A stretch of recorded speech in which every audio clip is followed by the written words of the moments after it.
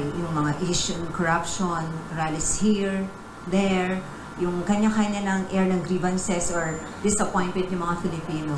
As Vice President, ma'am, what else could be done? I mean, there's ICI, and ang dami na nagrarally.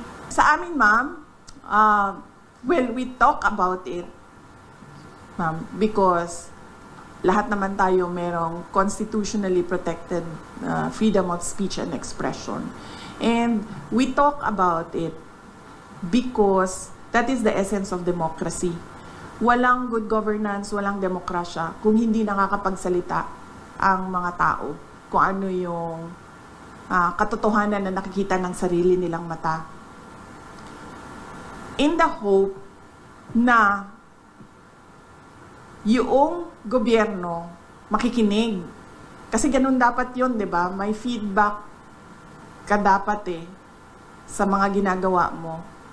Para, number one, nakokorek mo yung sarili mo. Number two, responsive yung ginagawa mo. Number three, relevant siya sa bayan kung ano yung ginagawa mo.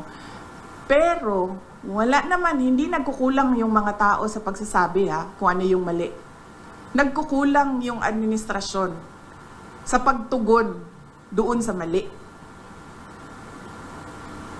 Mr. Bilyonaryo, sino may-ari ng bilyonaryong?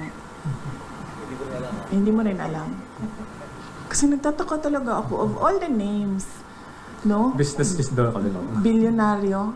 business. Ano yun? Pampaswerte? Kasi may swerte sa pangalan. Ano? Finungsoy yung pangalan ninyo.